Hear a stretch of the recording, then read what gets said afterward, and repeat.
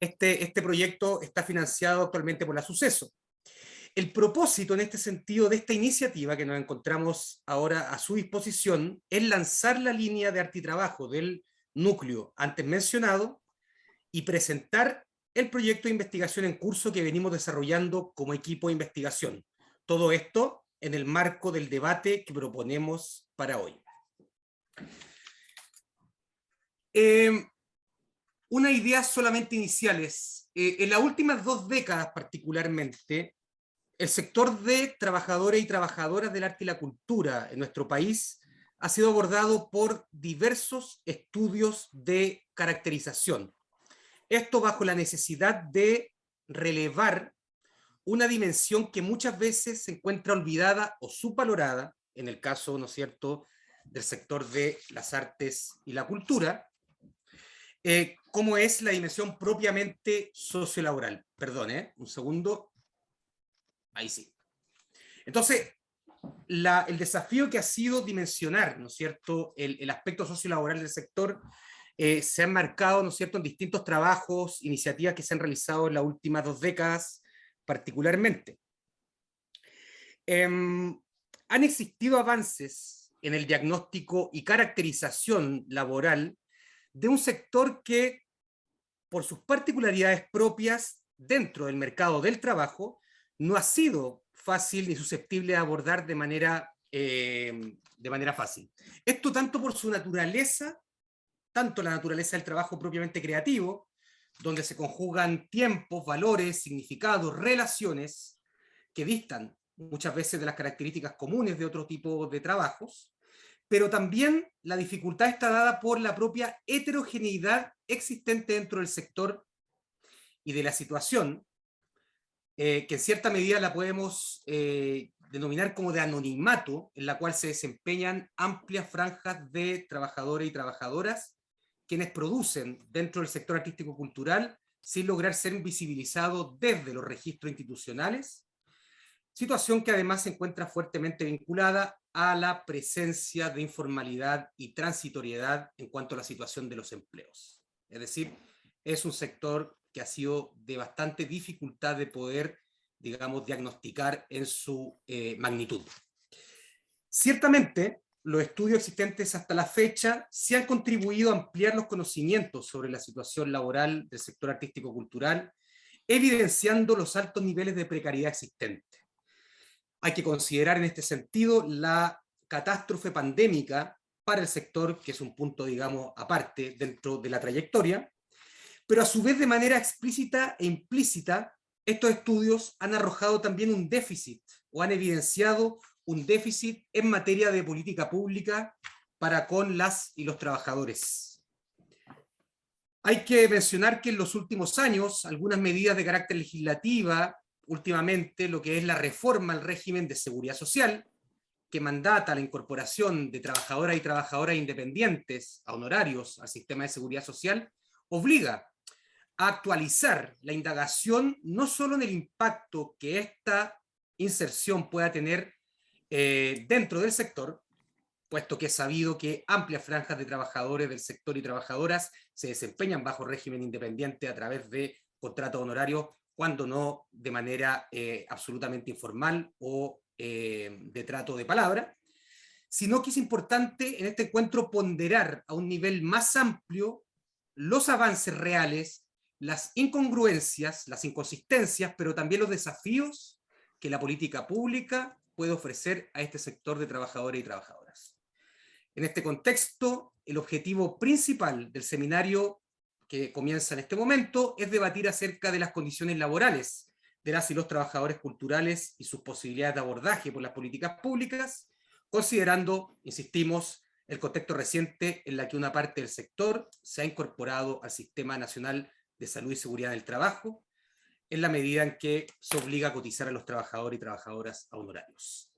Pues bien, dicho eso, a continuación, y antes de contarle un poco de manera operativa cuál va a ser la estructura del desarrollo del seminario, queremos dejarles con ustedes las palabras de Marisol Facuse, quien es académica de la Escuela de Sociología de la Universidad de Chile y coordinadora del Núcleo de Sociología del Arte y las prácticas culturales. Así que dejamos con el micrófono a Marisol. Muchas gracias. Muchas gracias. Unas breves palabras para dar la bienvenida a nombre del Núcleo de Sociología del Arte y de las Políticas Culturales.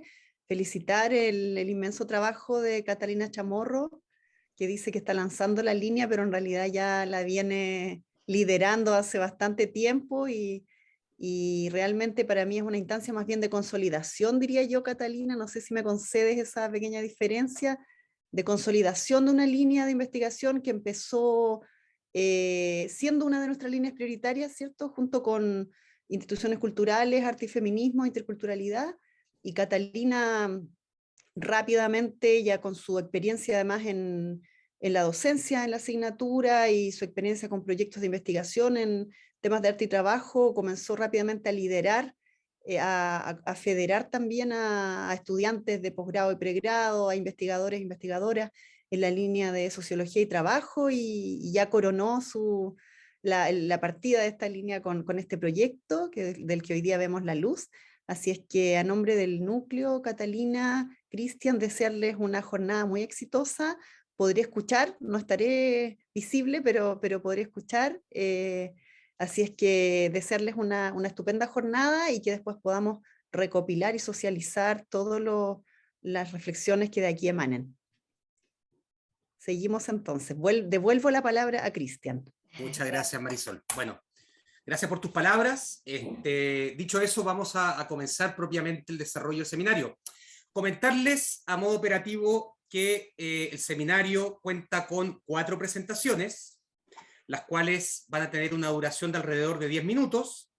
Posteriormente, que terminen aquellas presentaciones, vamos a, en la medida en que se van desarrollando las presentaciones, vamos a ir tomando, ¿no es cierto?, las preguntas que quienes nos están viendo puedan ir dejando, ¿no es cierto?, tanto en el canal de Facebook como en YouTube o en la página también del núcleo, entiendo que también se está desarrollando. Y posteriormente vamos a pasar, ¿no es cierto?, al espacio de preguntas y debates, digamos, a partir de estas preguntas.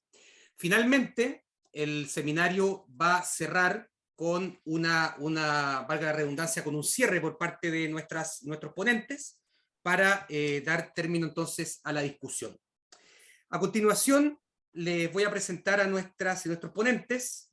Vamos a contar con la presencia, en primer lugar, de la compañera Bárbara Negrón. Ella es directora general del Observatorio de Políticas Culturales, es periodista y comunicadora social, diplomada en Gestión y Políticas Culturales, de la Universidad de Gerona. Se ha desempeñado en el sector cultural desde 1997 en distintas instituciones. Además, ha sido investigadora, docente y autora de diversas publicaciones sobre políticas culturales. Posteriormente contaremos con la presentación de Juan Pablo Dussert, quien es sociólogo y magíster en Ciencias Sociales de la Universidad de Chile y magíster en Ciencias del Trabajo de la Universidad Católica de Lovaina.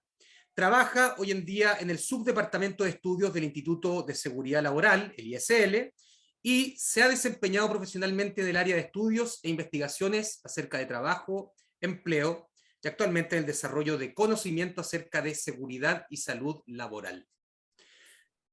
Posteriormente contaremos con la presentación de la compañera Daniela Espinosa, expresidenta del Sindicato Nacional Interempresa de Profesionales y Técnicos del Cine y Audiovisual, Sintesi.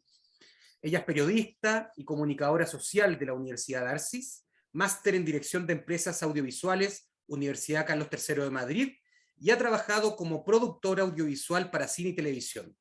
Actualmente es asesora en la Subsecretaría de la Cultura y las Artes. Finalmente, esta presentación cerrará con la ponencia de Catalina Chamorro Ríos, quien es académica de la Universidad Academia Humanismo Cristiano e investigadora del Núcleo de Sociología de las Artes y las Prácticas Culturales en la línea Arte y Trabajo de la Universidad de Chile. Es antropóloga social de la Universidad de Chile, máster y doctora en Sociología de la Universidad de Barcelona. En su trayectoria como investigadora se ha desempeñado en el área de los estudios laborales y de la danza, cultura y performance, y actualmente es investigadora responsable del proyecto Riesgos en Salud y Seguridad Laboral de las y los Trabajadores de la Cultura en Chile, aproximaciones para su abordaje y prevención, de la cual yo también soy parte del equipo que estamos hoy en día presentando el trabajo. Este trabajo que va a ser expuesto en su presentación por Catalina se encuentra, ¿no es cierto?, desarrollando el equipo de la línea Arte y Trabajo del Núcleo que presentamos mediante este evento. Dicho las presentaciones, vamos a comenzar entonces en el orden dicho. Van a ser presentaciones de alrededor de 10 minutos, y en caso que se nos acerque el tiempo, ¿no es cierto?, de término, les vamos a ir avisando por interno para que podamos, ¿no es cierto?, seguir con el resto de las presentaciones. Entonces, bueno, muchísimas gracias a todas y todos los ponentes. Dejamos la palabra a Bárbara Negrón, directora general del Observatorio de Políticas Culturales.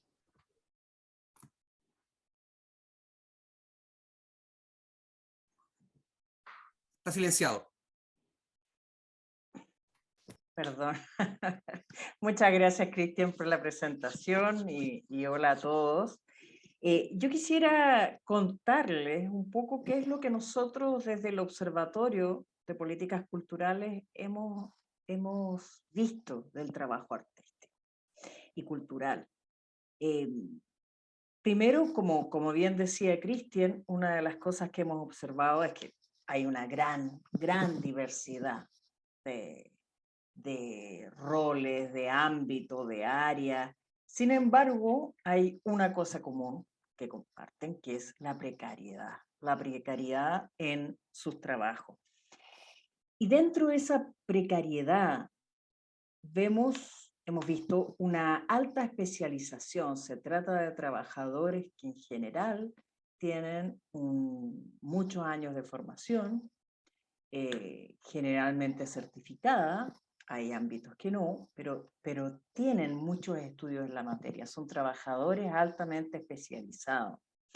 En general se reconocen mayoritariamente como trabajadores independientes, y también, pese a que tienen que compartir su actividad con muchas otras para poder subsistir, dedican gran parte de su tiempo al trabajo artístico. Eso quiere decir que en la mayoría de los casos superan las horas laborales que una persona cumple, ¿no? Tienen diversos proyectos, dependiendo el ámbito, pero en general tienden a dedicar una gran parte al trabajo artístico, lo que no es menor, porque nos habla de un alto grado de profesionalización de la actividad. También una alta informalidad, no solamente en no contar con, por ejemplo, contratos escritos, sino que una informalidad que se traduce en muchas otras costumbres, como, por poner un ejemplo muy específico, al vender un cuadro, no entregas boleta, y eso hace además que sea difícil trazar un poco el peso económico que tiene la actividad artística en la sociedad. Pero en general hay una gran informalidad. Tienen bajas remuneraciones. Son pocos los casos donde se pueden dar altas remuneraciones. En general son sueldos bajos, inestables, no necesariamente periódicos, sino que inestables en el tiempo, y una baja protección social. Entonces tenemos por una parte un grado importante de profesionalización, dedicas tu tiempo al trabajo artístico, has estudiado sobre el trabajo artístico, sobre tu ámbito. También te ganas la vida, que no era menor.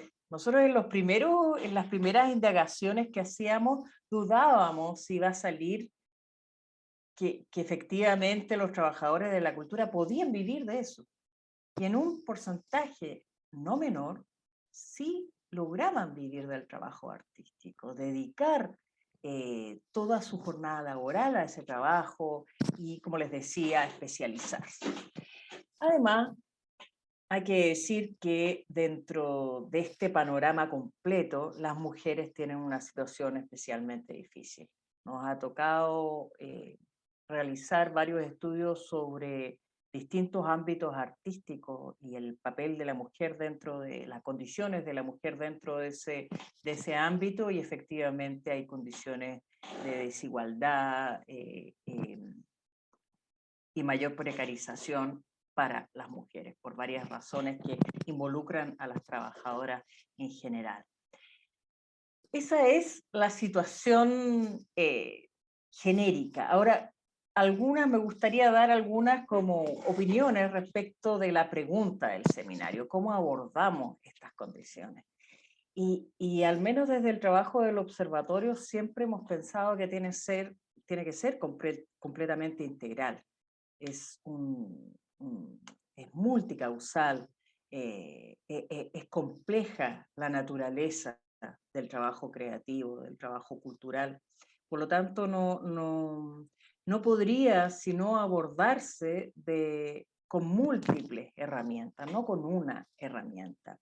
Por una parte está la necesidad de avanzar en los derechos laborales, en clarificar, en tratar de normar, dar una legislación más apropiada para la protección del trabajo artístico. Va a ser muy importante lo que pase hoy, justamente hoy, en la Constitución, porque hoy día se vota un artículo que va a consagrar el trabajo artístico y su protección en la Constitución, si es que tiene los votos suficientes, que esperamos que así sea. Por otra parte, están los demás derechos que también protegen la labor creativa, como el derecho a autor, que también logró ser consagrado en la Constitución, y el derecho a la libertad creativa, que también no influye directamente en las remuneraciones, pero es algo vital para poder desarrollar la labor.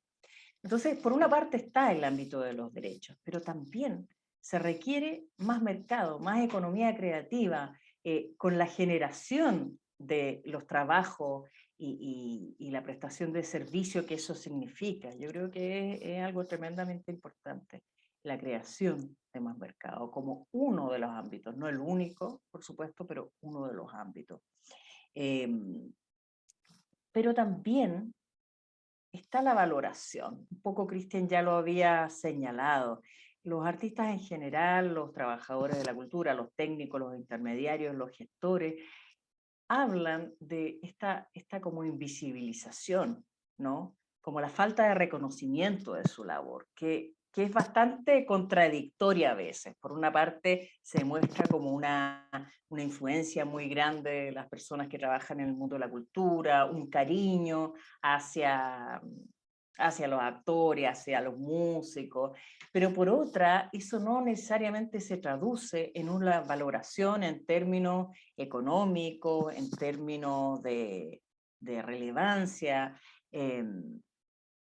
en términos de sopesar el peso que tiene su trabajo en nuestras vidas. Y yo creo que parte de eso pasa por un desconocimiento de lo que significa ese trabajo. ¿Cuántas personas saben que detrás de una película hay una empresa? Hay una cantidad de personas y voluntades y horas y recursos que se ocupan para hacer de trámites, de un sinfín de cosas y de habilidades específicas que la mayoría de las personas desconocen. Lo mismo detrás de una obra, lo mismo detrás de un libro. Entonces, ese desconocimiento es parte de las cosas que la sociedad tiene que abordar, pero también se traducen en cosas muy concretas. No todos los oficios, no todos los trabajos están registrados en el Servicio de Impuestos Internos. Entonces nos habla de un Estado que no mira, que no ve. De hecho, Daniela recordará que en algunas de las reuniones que nos tocó con la administración anterior, cuando empezó la pandemia, algunos funcionarios reconocían, no estaban en nuestro radar, simplemente no los veían, no existían. Creo que de las pocas cosas buenas que tuvo la pandemia para el sector artístico es que logró visibilizar esta precariedad y levantar la figura del trabajador como un trabajador. Y el mismo bono que se va a entregar ahora por parte del MINCAP reconoce también, no solo está el alivio en términos económicos, que es muy importante, sino que también el reconocimiento. Y bueno, ahí dejo la presentación. Lo que me interesaba era como hacer un mapeo de lo que hemos visualizado, de la información que tenemos, que de todas maneras, aunque es más, sigue siendo muy poco periódica, ojo con eso, no existen estudios que periódicamente nos puedan mostrar cómo evoluciona la condición de los trabajadores, y por otra parte, cuál es más o menos la estrategia que visualizamos como la necesaria para enfrentar este tema. Muchas gracias. Muchas gracias, Bárbara, por tu presentación. Vamos a continuar entonces con la siguiente exposición. Les dejo la palabra con el compañero Juan Pablo Dussert, quien es, como les decía anteriormente, se desempeña en el subdepartamento de estudios del Instituto de Seguridad Laboral. Adelante, Juan Pablo. Hola, buenos días. Muchas gracias por la invitación a Catalina y al equipo que está llevando a cabo este estudio. Me parece muy pertinente focalizar la investigación y la generación de conocimiento para caracterizar en particular este sector de trabajadoras y trabajadores. Voy a compartir mi presentación.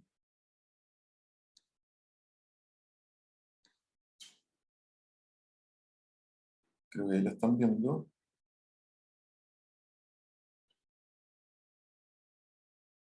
Ahí sí.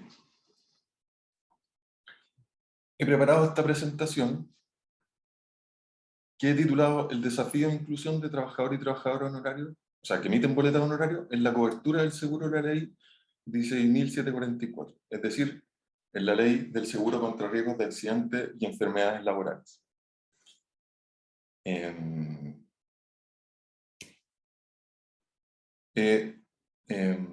Voy a organizar mejor esto.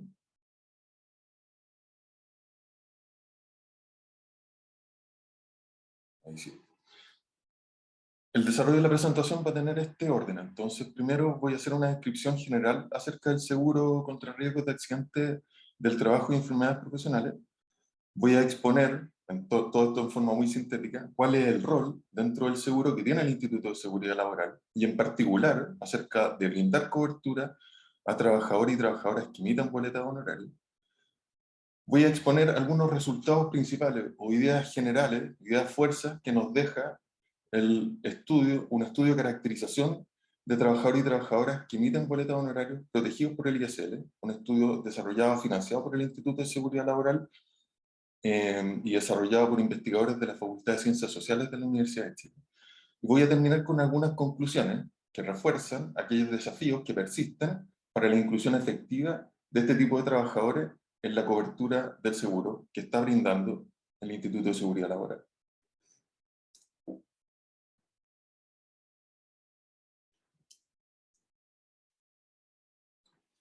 En particular me interesa, esta lámina puede tener mucho texto, pero me interesa mantener presente tres ideas fundamentales. Digamos. La ley 16.744 establece un seguro específico contra riesgos de accidentes y enfermedades profesionales, donde las cotizaciones son hasta ahora, en términos en el régimen de trabajo dependiente, son de cargo del empleador, van a un régimen común de tipo solidario sin fines de lucro y establece prestaciones en materia de seguridad y salud en el trabajo. Los organismos administradores de este seguro son mutuales de empleadores sin fines de lucro y el Instituto de Seguridad Laboral como administrador público del seguro. Esta norma es parte de la regulación de las relaciones laborales regidas por el Código del Trabajo. Lo que es muy interesante es focalizarse en el artículo 184 del Código, que establece que es el empleador el que está obligado a tomar todas las medidas necesarias para proteger eficazmente la vida y salud de los trabajadores, informando de los posibles riesgos y peligros, manteniendo condiciones adecuadas de higiene y seguridad en la faena, como también los implementos necesarios para prevenir accidentes y enfermedades profesionales. Tiene que prestar todas las medidas para garantizar los elementos necesarios para que los trabajadores en caso de accidentes o enfermedades puedan acceder a una oportuna y cobertura de atención médica, hospitalaria y farmacéutica. La ley del seguro, digamos, se funda en un régimen de responsabilidad objetiva. ¿Qué quiere decir esto? Que las prestaciones se brindan con independencia de la situación de la empresa y con independencia de la culpabilidad que tenga en la ocurrencia de un accidente o desarrollo de una enfermedad el empleador o el trabajador. Si bien se pueden perseguir responsabilidades penales, el seguro cubre de forma inmediata ante la ocurrencia de accidentes o enfermedades.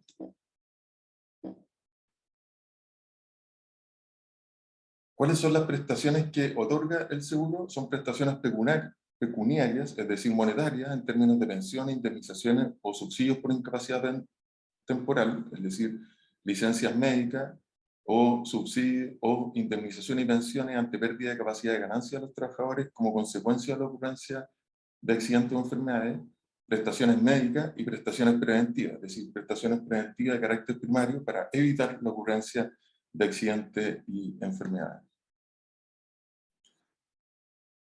¿Cuáles son, claro, cuál es el rol del Instituto de Seguridad Laboral dentro del seguro? El Instituto de Seguridad Laboral asume la protección de todos los empleadores por defecto. Es decir, asume la protección de todos los empleadores que no están adheridos a alguna mutual, es decir, que no están inscritos en una mutual. Eso es lo que establece el artículo número 4 de la ley 16.744. Contempla que todos los empleadores están afiliados al ISL, salvo que se encuentren afiliados a alguna mutual de empleadores. El rol del Instituto de Seguridad Laboral ha ido cambiando, y en este sentido también es por qué abordamos la ley 21.123, que aborda la inclusión de trabajadores honorarios al seguro.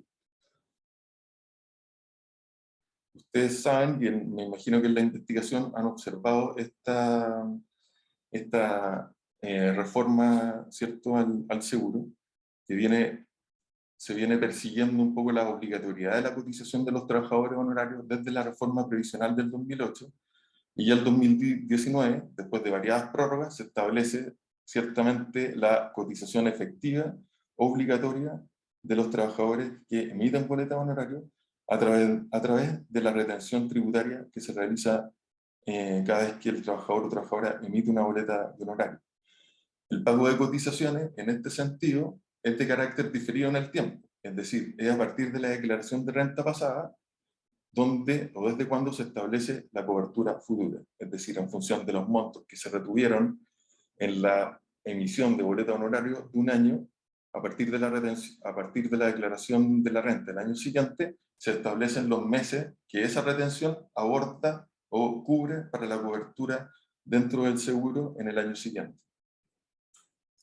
Esto ha significado que desde el año 2019 alrededor de 520.000 trabajadores y trabajadoras se incluyan en la cobertura del Instituto de Seguridad Laboral. De nuevo, en el mismo sentido de cómo funciona para el trabajador dependiente, por defecto. Es decir, los trabajadores que no están adheridos o que no concurrieron a una mutual a inscribirse y a cotizar en aquella mutual, empiezan a cotizar directamente en el Instituto de Seguridad Laboral.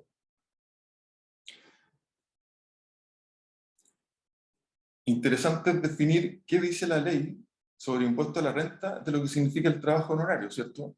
Se define fundamentalmente como una forma de trabajo independiente de personas naturales y en la cual predomina el trabajo basado en conocimiento, una ciencia, arte, oficio, técnica, y no, digamos, por el uso de capital, ¿cierto? O sea, es la práctica profesional, ya sea una técnica o es su expertise profesional, lo que es el fundamento de la ganancia, y por lo tanto eso define el origen de la ganancia, y que esto se haga de una forma independiente, ¿cierto? Sin una relación de dependencia o de subordinación con un empleador. En vistas de la inclusión de esta masa de trabajadores, 520.000 trabajadores que se incluyeron en la cobertura del Instituto de Seguridad Laboral, tuvimos la necesidad de caracterizar a esta población, ¿cierto? Conocer a esta población y en función de ese conocimiento poder establecer estrategias que permitan una cobertura efectiva, en particular acerca de la definición de estrategias de prevención para esta masa de trabajadores. Lo que voy a hacer enseguida es exponer algunos resultados de ese estudio. Este estudio fue desarrollado, como les decía, por investigadores de la Universidad de Chile, la Facultad de Ciencias Sociales, dirigidos por Giorgio Bocar. El diseño metodológico, en su componente cuantitativo, logró establecer una muestra probabilística donde se encuestaron alrededor de 4.067 personas, y el terreno fue desarrollado entre los meses de septiembre y noviembre del año 2020. ¿Cuáles son los resultados de esta investigación? En particular, algunos resultados relevantes, ¿cierto? En particular, hay continuidad de trabajo honorario en la población que está protegida por el instituto, en esta masa de 520.000 trabajadores. Más del 70% declara mantener su condición de empleo honorario respecto al año anterior, e incluso el 68% declara mantener el mismo empleo, la misma relación de empleo. Es decir, no es un empleo ocasional el que se hace a través de la emisión de boleta honoraria. El nivel de participación en esta masa de trabajadores es similar entre hombres y mujeres. Alcanza un 50% de trabajadores y un poco más del 49% de mujeres, lo que en términos relativos representa una alta participación femenina si contrastamos ese dato con la participación de mujeres o la distribución entre hombres y mujeres en el conjunto ocupado a nivel nacional, donde el 60% son hombres y casi el 40% son mujeres. Esto de acuerdo a la encuesta nacional de empleo registrada en los mismos meses en que se aplicó el terreno de la encuesta que estamos exponiendo. También una característica de esta población es que predominan personas relativamente jóvenes y mayoritariamente con niveles de estudios terciarios, es decir, con un alto nivel de formación. El promedio de edad es de 37 años y el 75% de los trabajadores y trabajadoras es menor de 43 años. La mayoría de los trabajadores y trabajadoras honorarios cuentan con formación superior terciaria, más del 90% de ellos. Esto es muy relevante, ¿cierto? El punto número 4 que exponemos en la presentación. La categoría de trabajo independiente no abarca completamente a los trabajadores y trabajadoras honorarios. Un alto porcentaje de trabajadores y trabajadoras se reconoce como empleados, es decir, con algún grado de dependencia en su empleo, ya sea en el sector público, administración pública o empresas públicas, o directamente en el sector privado. Y el grupo de mujeres es el que mayoritariamente reconoce un grado de dependencia en su trabajo, en su relación laboral. Un 59% de ellas declara trabajar de manera dependiente. El punto 5, digamos, en general predominan actividades de atención de salud y asistencia social, enseñanza y actividades profesionales científicas y técnicas, aunque eso varía de acuerdo a la distribución entre hombres y mujeres. Son esos los sectores donde mayor predominio hay de trabajadores y trabajadores honorarios. Hay un predominio de malestar o reconocimiento de malestar en la salud física y mental más en mujeres que en hombres. La manifestación de dolencia física se expresa en más de un 50% de las mujeres y lo mismo se evidencia, el mismo nivel de manifestación en el malestar asociado a la salud mental. También se declara que 1 de cada 3 personas declara haber sufrido un accidente del trabajo.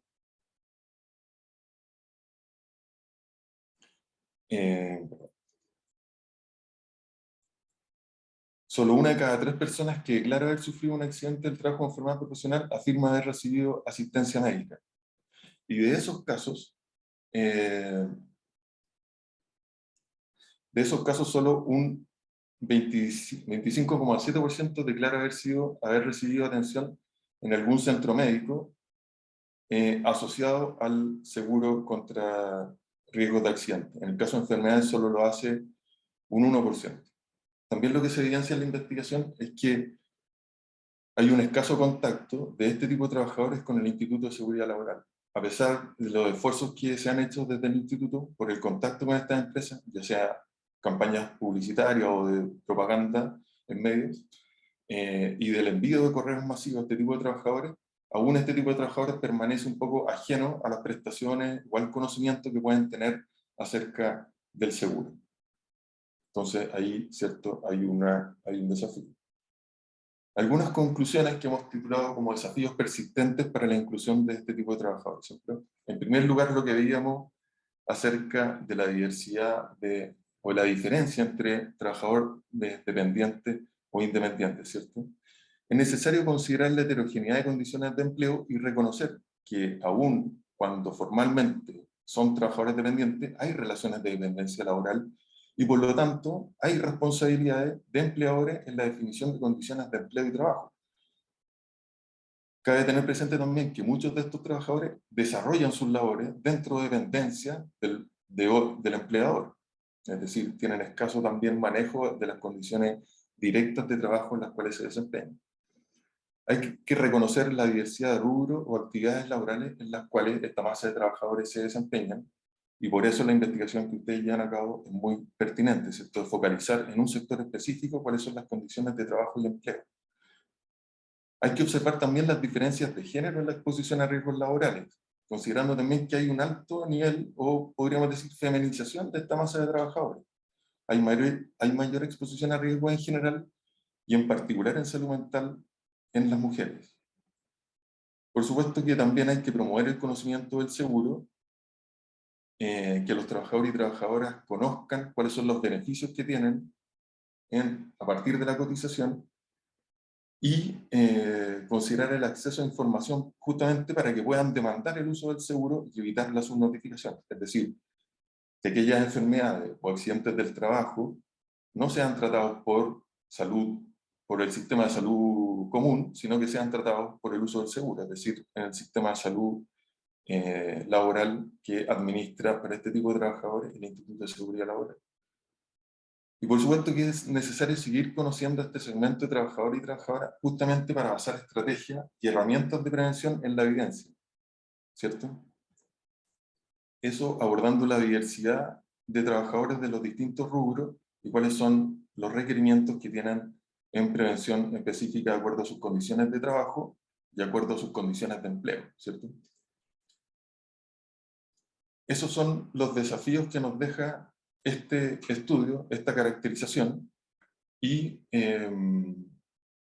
también refuerza ciertamente lo que ustedes están haciendo en forma de focalizar, digamos, cuál es la evidencia o los datos que podemos obtener acerca de las condiciones de empleo y trabajo en el sector específico de trabajadores de la cultura y las artes, que como ustedes ya también han observado, muchos de ellos se desempeñan emitiendo boletas de honorario o derechamente en situaciones de informalidad laboral. Esa ha sido mi presentación y voy a dejar las referencias que han servido al desarrollo de esta investigación, que son estudios que están publicados en el sitio web del Instituto de Seguridad Laboral. Cedo la palabra a Cristian. Muchas gracias, Juan Pablo, por tu intervención. Seguimos entonces con las exposiciones. Recordarles nada más a quienes nos encuentran viendo que si van surgiendo ya algunas inquietudes, comentarios o preguntas, las pueden ir dejando, ¿no es cierto?, ahí en el chat para posteriormente recogerla y generar, ¿no es cierto?, el espacio de debate. A continuación dejamos entonces a Daniela Espinosa, que solamente referenciar, como decíamos anteriormente, que es expresidenta del Sindicato Nacional Interempresa de Profesionales y Técnicos del Cine y Audiovisual Sintesi. Adelante, Daniela, gracias. Me desmuteé.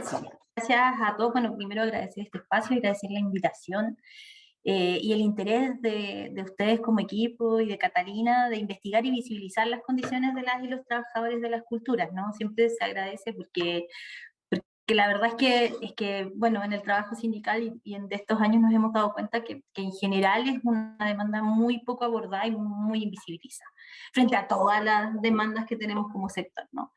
Y claro, cuando hablamos de organización, o sea, pues, me piden que les comente sobre la organización y las demandas de los trabajadores, y claro, es inevitable pensar que la organización ha sido primordial, porque en general ha sido desde los gremios, desde los sindicatos y desde las asociaciones que se han abordado las condiciones laborales y se han tomado estos temas por sobre la disposición de la institucionalidad, ya sea en su momento en el trabajo desde los ministerios correspondientes y sectoriales. Y en ese sentido yo siento que el Estado está súper al debe con nosotros como sector y como trabajadores, porque por un lado no se ha mirado y no se ha abordado, como decía, correctamente las necesidades de mejoras en las condiciones de vida, y tampoco se ha investigado y se ha generado data tanta data al respecto que nos permita decir como, ok, sabes que aquí hay un problema que hay que abordar. Entonces, se invisibiliza mucho respecto de respecto de la situación de informalidad que vivimos como trabajadores de las culturas, la cual a nosotros como sindicato en general siempre nos pasaba que discrepábamos bastante.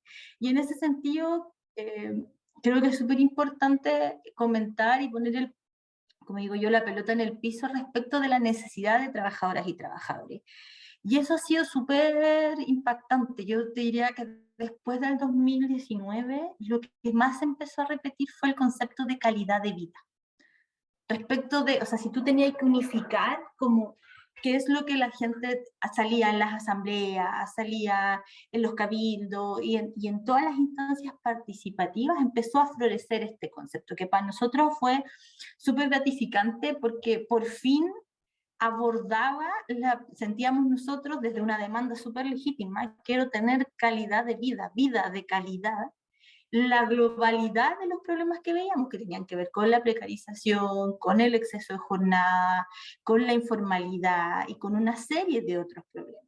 Y que claro, dicho en fácil, en el fondo todos nos dimos cuenta que en el fondo nosotros, la serie de vulneraciones de derechos nos hacía que por sobre todo darnos cuenta que no vivíamos de manera adecuada, que no teníamos calidad de vida, ¿no? Que no nos podíamos enfermar, que no podíamos embarazarnos tranquila, menos parir, menos tener esos tiempos, menos tener esos periodos, no podíamos tener enfermedades laborales porque no están tipificadas y en ese sentido es una demanda constante con la suceso. Yo siento que en eso ha existido una deuda desde el Estado, nosotros como sindicato lo hemos intentado levantar un par de veces.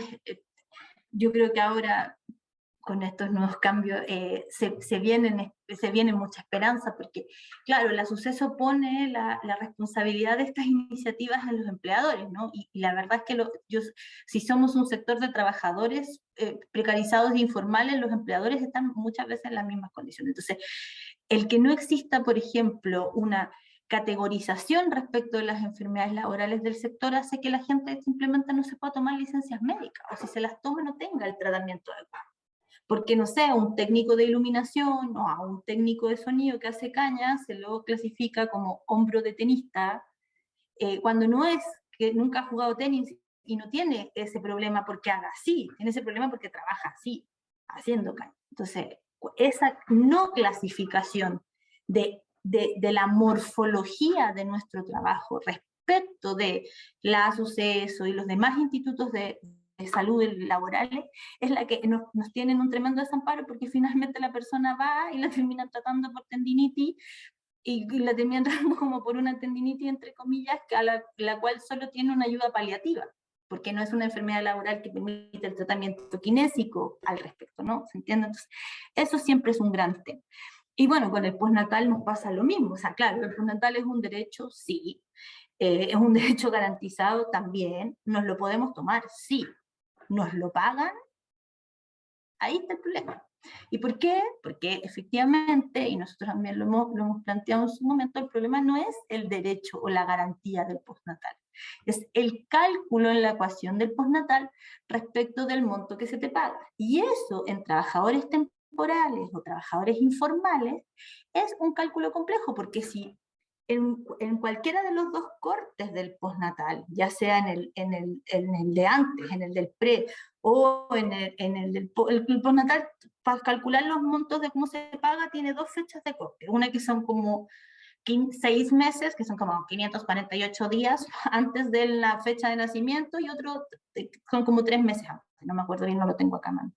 Entonces, si una de esas dos ventanas tú estás justo sin trabajo, es igual a 0. Y ahí al tiro te manda a postnatal, al postnatal con el sueldo mínimo, que es lo que nos ha pasado muchas veces. Nos pasó con una compañera que era ambientadora, que estaba haciendo 2 películas, y justo le quedó una semana entre un proyecto y el otro, cayó el cálculo ahí y tuvo postnatal con sueldo, siendo que estaba recibiendo ingresos. Entonces, en ese sentido, es que yo siento que también hay soluciones que son muy, muy fáciles de implementar. No sé si fáciles, pero por lo menos las tenemos identificadas y no requieren de una modificación. No tenemos que ir a pelear la ley de postnatal ni el derecho, porque está garantizado, sino que tenemos que meter la mecánica.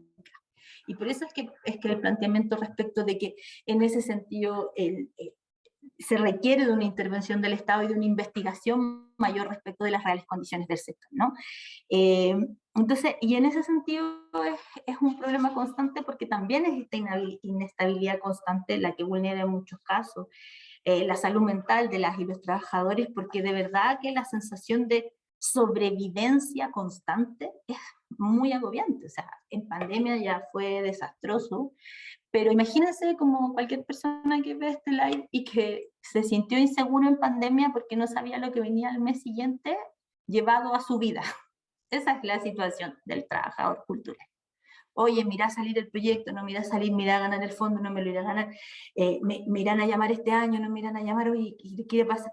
Y este mes, entonces uno como que vive medio como programándose por meses, lo cual genera, además de una angustia constante, intervalos laborales que no permiten el ahorro, lo cual a la larga nos afecta porque no nos podemos enfermar, porque no podemos envejecer dignamente, porque el capital ahorrado es súper.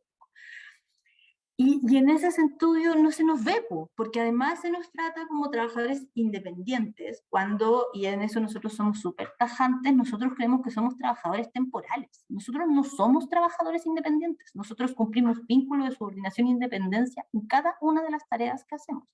A nosotros, aunque se nos cite por un día, se nos cita por un día a 1 hora, y terminamos 12, 10, 9 horas después, y eso es subordinación e independencia, y la ley 19.889 así lo establece, con contratos que pueden tener hasta 1 día de duración. Entonces, también creemos que ha habido una deuda respecto de la fiscalización, el control y la implementación de esta ley, porque sí, en el audiovisual se respeta un poco más, pero no puede ser que existan espectáculos donde esto no ocurre, cuando la gente igual cumple vínculos de subordinación y independencia.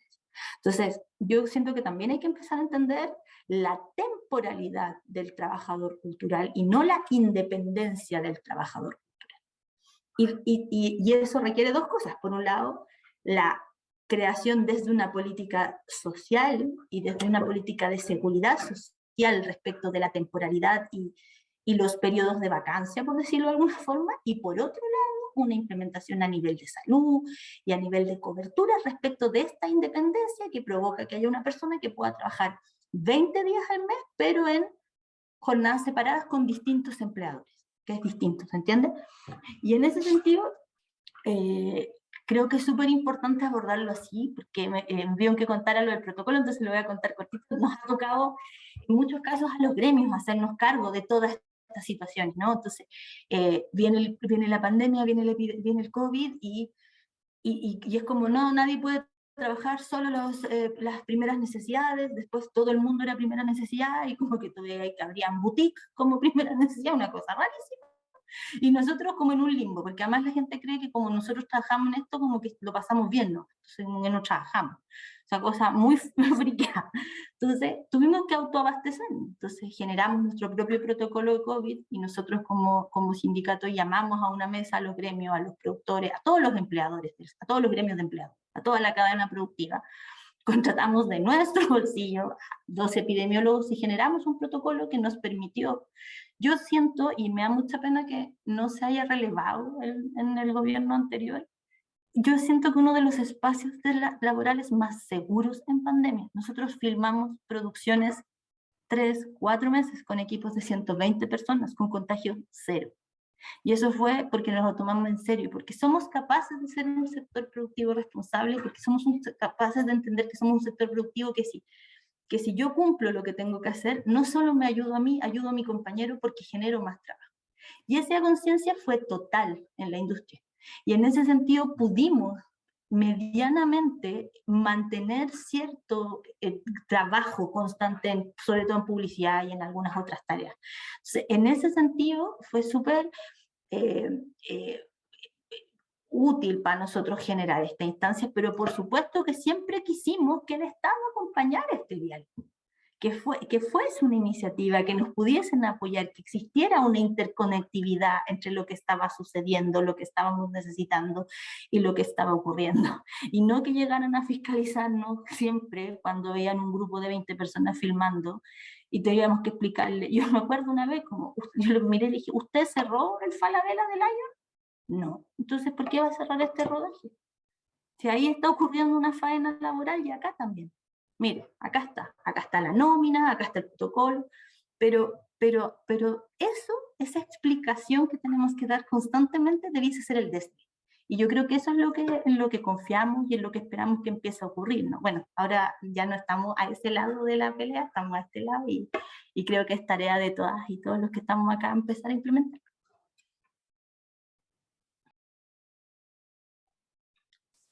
Gracias. Muy bien, muchísimas gracias, Daniela, por tu exposición.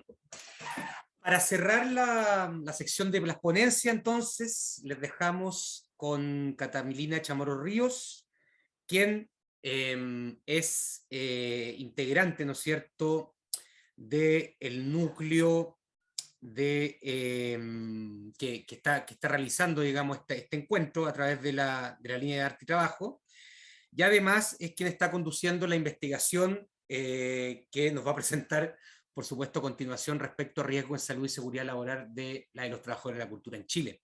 Así que bueno, dejamos a Catalina para cerrar y posteriormente seguimos recogiendo preguntas para el espacio de las discusiones.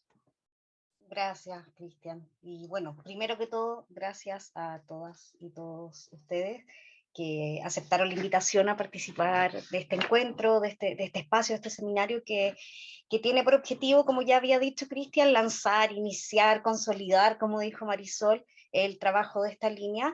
Pero a mí me parece que consolidación es interesante, pero falta mucho, ¿no? Este es un principio, es un inicio, así como yo voy a exponer el principio de este proyecto, los resultados todavía no están, y por lo tanto es una invitación a pensar desde un lugar, y hay muchos otros lugares a los que también quisiéramos expandir posteriormente estas reflexiones, ¿no? En ese sentido, uno de los propósitos de la línea es poder avanzar en la observación de dimensiones o temáticas que no son que son algunas que no están siendo cubiertas o que no han sido cubiertas todavía, porque se ha empezado por un lugar que es sobre todo la observación de las condiciones laborales, pero hay muchos otros espacios que se pueden ir abordando, y asimismo hoy día estamos nosotros, que somos algunas de las personas que trabajamos en estas temáticas, ¿no? Pero este es un sector tremendamente heterogéneo, y por lo tanto para nosotros también es un desafío generar instancias que vinculen la generación de conocimiento sobre la situación laboral del sector con distintos actores y distintas actrices del tema, ¿no?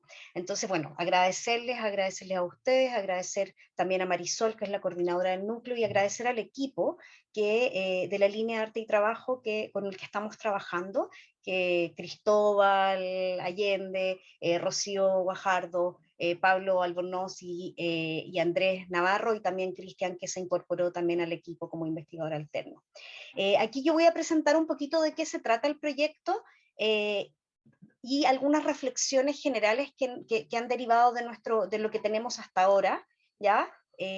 Para poder incorporarlas al debate. Como bien se entiende ya, la obligatoriedad de cotizar hace que un grupo importante de los trabajadores y trabajadoras de la cultura se incorpore por primera vez a la cobertura del seguro de riesgos y accidentes laborales, ¿cierto? Porque se incorporan como trabajadores y trabajadoras honorarios, ya que sabemos hay un porcentaje de sobre el 50% de trabajadores y trabajadoras que trabajan también como independientes o entregando boletas honorarios. Daniela habla como de un sector que quizás está un poco más asociado al vínculo de la dependencia, pero hay otras áreas artístico-culturales que están mucho más vinculadas a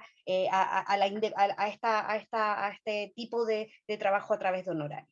¿Ya? Entonces hay un porcentaje importante que se incorpora por primera vez a la cobertura en general de la seguridad social y en específico de este seguro, y entonces esto nos abre una ventana de oportunidad para postular a una convocatoria que hace la Superintendencia de Seguridad Social todos los años, ¿ya? Para poder investigar o para poder hacer proyectos de investigación e innovación sobre enfermedades profesionales y laborales, ¿no? Entonces aquí nosotros incorporamos nuestro estudio, postulamos y proponemos estudiar específicamente el sector bajo las siguientes preguntas: ¿cuáles son los principales riesgos en materia de seguridad y salud laboral derivados de las condiciones de empleo y de las condiciones de trabajo de los trabajadores y trabajadoras culturales de Chile, y voy ahora entonces a hacer algunas de las distinciones principales que tomamos en este proyecto para poder pensar el sector, y luego establecer algunas recomendaciones de políticas específicas para el sector que se puedan proponer a la institucionalidad para que se pueda abordar este sector, que esperamos construir a partir del estudio, de las técnicas que vamos a utilizar para el estudio de recolección de información, pero también de unos talleres que pensamos hacer al final con quienes participaron del estudio para poner en conversación estas propuestas que elaboremos desde el análisis. ¿Ya? Bueno, ya está más que dicho que el trabajo artístico-cultural presenta lógicas de trabajo bien específicas que no necesariamente son homologables a los sectores tradicionales, porque se especializa en la producción o gestión de contenido simbólico en distintos formatos, ¿ya? Y eso le da ciertas dificultades al abordaje por parte de las políticas públicas que ya han sido mencionadas por Bárbara, que han sido mencionadas por Daniela, ¿no? Por Cristian también en la introducción. Entonces es importante entender o definir en primer lugar qué vamos a entender por trabajador o trabajadora cultural. ¿Ya? En este caso tomamos las definiciones que se han utilizado anteriormente en la caracterización del sector, donde no solo se considera a los y las artistas, sino que también a los técnicos y a los intermediarios, considerando que hay toda una cadena de valorización de una obra artística o de un ciclo cultural que está vinculada a la producción de ese contenido simbólico que es como el propio de este sector. ¿Ya? Y eso es importante porque hay una gran heterogeneidad aquí que hay que considerar para hablar de trabajador y trabajadora cultural, y que es un tremendo desafío en la caracterización y en el estudio, y que bueno, creo que es parte de las reflexiones que nosotros también traemos hoy día a colación, ¿no? Es importante considerar que también tomaremos esta distinción, la distinción entre peligro y riesgo. ¿Ya? El peligro es una propiedad o potencial intrínseco de un producto, de un proceso, de una situación para causar daños y efectos negativos en la salud de una persona. Una de las cosas que nos mencionaban en las entrevistas, que todavía no están como procesadas por completo, pero que nos mencionaban era, por ejemplo, que se producían varios accidentes porque el sistema eléctrico de los lugares a los que se iba a montar un espectáculo, un concierto, o lo que fuere, ¿no? El producto que fuere, muchas veces habían cambios de voltaje y se producían como accidentes asociados a eso. Bueno, el peligro sería que existiese este producto, que existiese esta mala instalación, que existiese un ambiente de trabajo como con ciertos productos, procesos o situaciones que puedan causar daño. Pero el riesgo también está asociado a que una persona sufra o vea perjudicada su salud por la exposición a ello. Y eso también tiene que ver con acciones, con comportamientos, con prácticas, ¿no? Y en ese sentido, por ejemplo, podríamos decir que en lo mismo que he dicho, en un espacio donde hay una mala instalación eléctrica, el hecho de que en la acción o en la práctica del trabajo artístico-cultural no haya una capacidad de abordar las condiciones o de hacerse cargo de esas condiciones, porque no hay una relación quizás de dependencia o de trabajo permanente en ese lugar, genera una conducta o una práctica o un contexto de riesgo que hace que, por lo tanto, ese peligro tome determinadas como características que son importantes aquí también de presentar. ¿Ya? Y en ese sentido, para nosotros es tremendamente importante considerar como base de la observación de este tema la cultura laboral, ¿ya? Entendida como aquello que va configurando acciones y formas de actuar laboralmente y que va moldeando no solo aspectos generales de la identidad, ¿ya? De las personas o de los trabajadores y trabajadoras, sino también la forma como se exponen a estos peligros propios de su labor, definiendo las particularidades de los riesgos que les afectan. Y en ese sentido, una definición, una idea de cultura laboral que es más que genérica, que tiene que ver con prácticas, que no solo tiene que ver con lo que yo pienso que hago o con cómo yo me identifico en torno a algo. ¿ya? Entonces, para nosotros esa distinción es fundamental y creo que tiene que ser súper considerada para el caso del sector, porque, bueno, ya hemos visto que tiene condiciones de empleo bastante específicas, ¿ya? Como la alta presencia de trabajo independiente, ¿cierto? La baja presencia de contratación laboral, a pesar de la existencia de la ley que mencionaba Daniela, ¿no? La poca estabilidad laboral como una característica también intrínseca del trabajo y la producción en torno a la producción simbólica o del trabajo que incorpora un proceso creativo detrás, ¿ya? Y altos niveles de precariedad que explotan y que se hacen más evidentes que nunca con la pandemia, donde la caída de la ocupación fue enorme. Entonces, en este proyecto pensamos que existen condiciones de empleo específicas, es decir, condiciones que están referidas a la posición de los trabajadores y trabajadoras de la cultura dentro del mercado laboral, pero que también es fundamental, a propósito de esta idea de la cultura laboral, considerar cuáles son las condiciones de trabajo y cómo son las condiciones de trabajo asociadas a las particularidades o a las especificidades, ¿no?, del proceso creativo, que es el elemento central que caracteriza este tipo de trabajo, ¿no? Entonces, allí tenemos, por ejemplo, tenemos el tema de que la flexibilidad es como una característica intrínseca de este tipo de trabajo, producto de la necesidad de organizar el propio tiempo para poder generar ciertos productos, ¿no?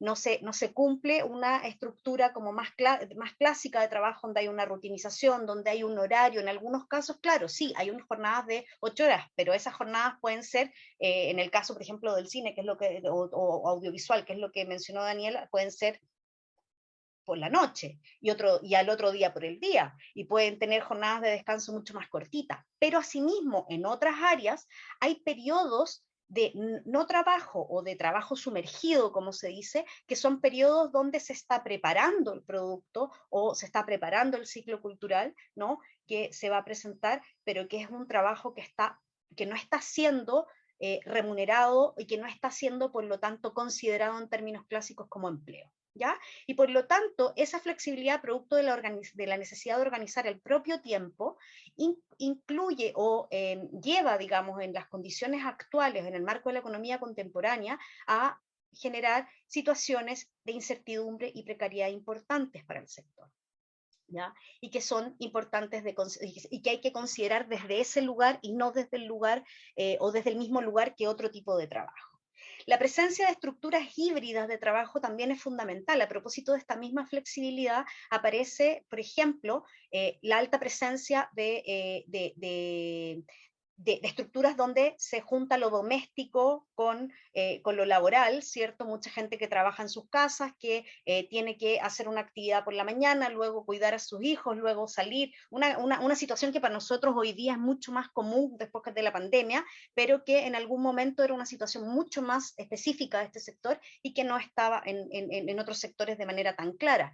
Y eso ha caracterizado el sector con una gran sobrecarga de trabajo, o hace que el sector presente, y así lo demuestran o lo manifiestan los y las entrevistadas hasta ahora también, una gran sobrecarga de trabajo, y esto ha sido diagnosticado en varios estudios anteriores al respecto, ¿no? Por ejemplo, el proyecto Ocio, el núcleo Precariart, que es un núcleo internacional que ve específicamente las precariedades en el trabajo del sector cultural.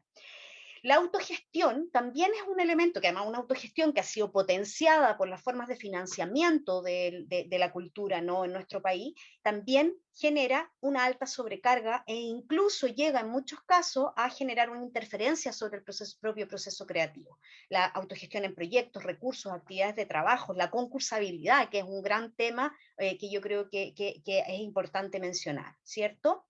Y los valores propios del proceso creativo también tienen ciertas implicancias en términos de condiciones de trabajo, ¿no?, para el sector. El valor de la originalidad, la necesidad de que el trabajo o producto simbólico, ciclo cultural, sea original. Y eso implica procesos de pensamiento, de desarrollo, de ideación del trabajo que están muchas veces, que son extensos en el tiempo y que no están dentro del propio trabajo valorizado, del propio trabajo pagado, ¿ya? Y por lo tanto aparece un enorme trabajo sumergido o mucho trabajo sumergido asociado a este tipo de trabajos, tal como lo da cuenta, por ejemplo, el proyecto Ocio, ¿no? Y el valor del prestigio también es algo tremendamente importante, en el sentido de que parte importante de la valorización o mucho de la valorización económica del trabajo no está asociado al producto material, ¿ya? Sino que está asociado a este tipo de valores como que sea original y que haya un cierto prestigio de la obra o del ciclo cultural al que se asiste, ¿no? Y eso somete a este tipo de trabajadores a altos grados de competencia. Esto es al menos lo que nos muestran los estudios sobre el tema, ¿ya? Y nosotros, para profundizar y considerando que no solo es importante centrarse en las condiciones de empleo, sino también y sobre todo en las condiciones de trabajo, donde creemos esta parte importante de la cultura laboral del sector, ¿cierto? Hemos desarrollado este proyecto, que es un proyecto de carácter exploratorio descriptivo, que utiliza metodologías mixtas, con énfasis en las metodologías cualitativas de investigación, donde hemos hecho una fase de análisis de datos secundarios, un benchmarking internacional con casos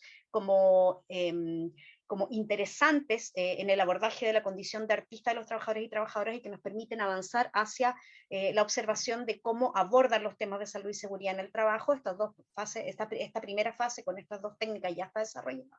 Las entrevistas que hemos hecho a actores claves, organizaciones, expertos, expertas principalmente, y a personas de la institucionalidad del seguro, y queda una siguiente fase donde vamos a hacer grupos focales a trabajadores y trabajadoras del sector y talleres para poder dibujar estas propuestas.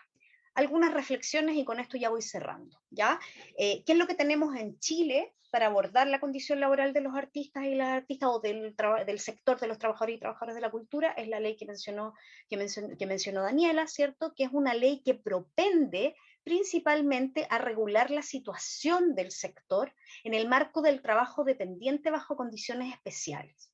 Y eso, si bien, claro, desde algunos sectores es tremendamente interesante porque es viable en términos de formalizar aún más el sector, y es viable que los y las empleadoras aborden este tipo de contratación bajo condiciones especiales, hay para muchos otros sectores que esto no es viable por distintas razones, ¿ya? Por las características propias de su trabajo, pero también porque para muchos otros sectores que están mucho más asociados a la autogestión, o que están mucho más asociados al financiamiento vía fondos, ¿no? Fondos más pequeños, implica costos que no pueden ser asumidos en función de la diversidad de formas de financiamiento que tiene el trabajo cultural, y considerando que muchas veces este es autogestionado o que es por ciertos fondos concursables que son mucho más limitados, ¿ya? Esto es algo que aparece en las entrevistas, que empieza a aparecer en las entrevistas. Otra cuestión que problematiza este abordaje, ¿no? Es cómo se articula esta lógica de contratación, ¿no?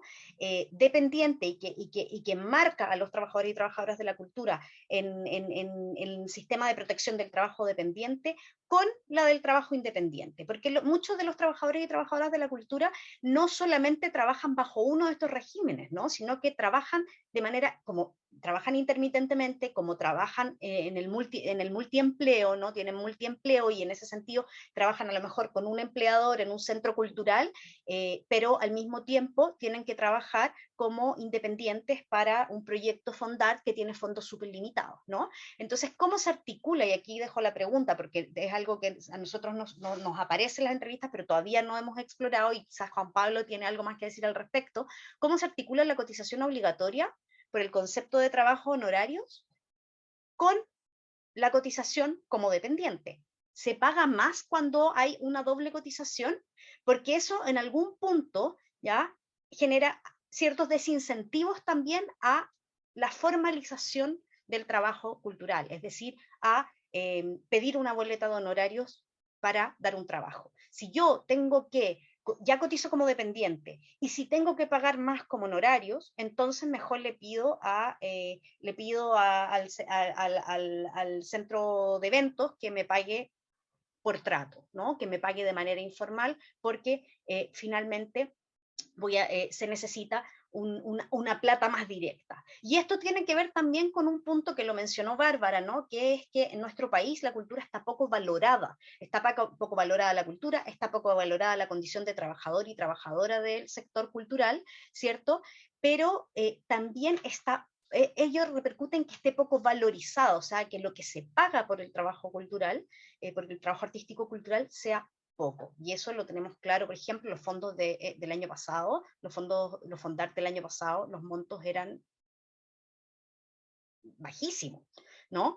Y así mismo, muchas veces, para los trabajadores que trabajan de manera quizás más informal, que trabajan por entradas y qué sé yo, o trabajadoras, muchas veces no pueden poner ciertos precios porque la gente no está dispuesta a pagarlo, porque la gente está dispuesta a pagar, no sé, un montón de dinero para comprarse una zapatilla, pero no está dispuesta a pagar ese mismo dinero para ir a ver una obra de teatro. Entonces, hay una cuestión que tiene que ver con el valor de la cultura y con la valorización, por lo tanto, del trabajo, ¿ya? Y por lo tanto, en muchos casos, la formalización, ¿ya? A través de la ley de dependencia, pero también y sobre todo a través de la solicitud de una boleta honorario para poder cotizar obligatoriamente, ¿ya? No es una opción económica viable para los propios trabajadores y trabajadoras culturales, que prefieren trabajar a trato para percibir mayores ingresos, ¿ya? Porque además tienen una situación económica de base que es bastante precaria, ¿ya? Justamente por el tipo de trabajo y lo difícil que es, ¿no? Voy a saltarme estas reflexiones y voy a ir a la final para cerrar, ¿no? Entonces, algunas consideraciones finales de cómo abordar las condiciones laborales del sector. Creo que cualquier diseño de políticas para abordarlas debe considerar, o creemos, hemos ido viendo, ¿no? Estas son reflexiones que están en desarrollo, pero que cualquier diseño de políticas para abordar la condición laboral del sector debe considerar la predominancia del trabajo independiente y del trabajo informal como característica transversal del sector, ¿ya? Y aquí se suma lo que dice Daniela, que nosotros no lo hemos visto, ha aparecido en las entrevistas, pero todavía como no tenemos el análisis y tenemos que hacer los grupos focales, no lo tenemos tan detectado, lo de la temporalidad, ¿no? Porque efectivamente, desde la identidad, hay muchos trabajadores y trabajadoras de la cultura que no se consideran ni trabajadores independientes ni trabajadores dependientes y se consideran como más temporeros. Eso salió en las entrevistas con las organizaciones al menos, ¿no? Pero bueno, hay que considerar como estas como múltiples formas de establecer relaciones laborales que tiene el sector. Segundo, se deben ajustar y articular las medidas adoptadas para que no se desincentive la formalización de los trabajadores y trabajadoras de la cultura. A mí me parece que eso es fundamental a propósito de lo que decía. ¿Cuál es el costo para un trabajador o trabajadora cultural de entregar boletas honorarios y tener que abordar o tener que aceptar la cotización obligatoria? Pensemos que además la cotización obligatoria está subiendo, o sea, vamos a terminar pagando más de lo que en el fondo se recibía por la devolución de impuestos cuando era el 10%, vamos a llegar al 12%, que es como más incluso de lo que se retenía. Entonces, bueno, ahí hay todo un tema también de legitimidad asociado, que también ha ido apareciendo, pero que bueno, hay que darle un poco más de vuelta y que estoy segura que los grupos focales vamos a poder dibujar de mejor manera o vamos a poder caracterizar de mejor manera. Y asimismo, en el caso de la ley de arte y espectáculo, pues bueno, ¿cuál es el costo para un proyecto de contratar? Porque es más alto, hoy día es más alto, ¿no? Cuando uno se gana un Fondart, y lo digo porque también yo he estado en Fondart, bueno, porque también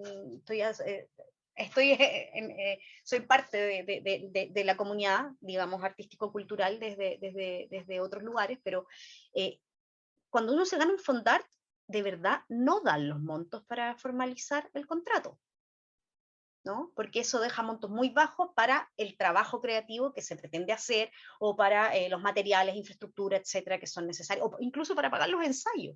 O sea, para para darle cierta estabilidad a los mismos trabajadores y trabajadoras de la cultura.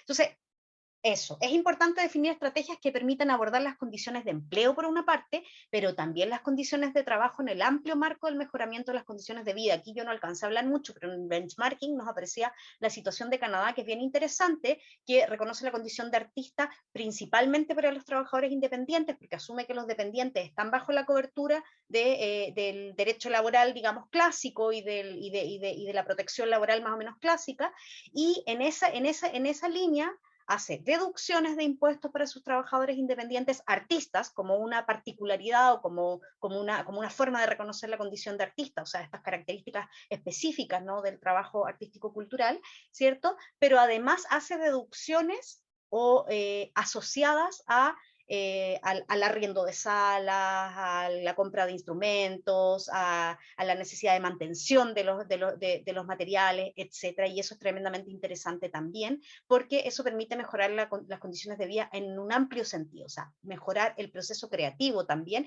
y no solo, ¿cierto?, o dar tranquilidad en la producción del proceso, o en la generación del proceso creativo, y no solo en el ingreso final para llenar la olla, que es que es súper importante, pero no es lo único, ¿no? Porque yo puedo tener dinero para parar la olla, pero a lo mejor no tengo dinero para poder desarrollar mi trabajo. Entonces allí hay como una concepción de las condiciones de vida que no está abordada en su completitud. Por último, resulta urgente la articulación de las políticas de financiamiento de la actividad artístico-cultural con las de protección de los trabajadores y trabajadoras del sector. Fondos deben pensar en cómo se protege laboralmente, por ejemplo, ¿no?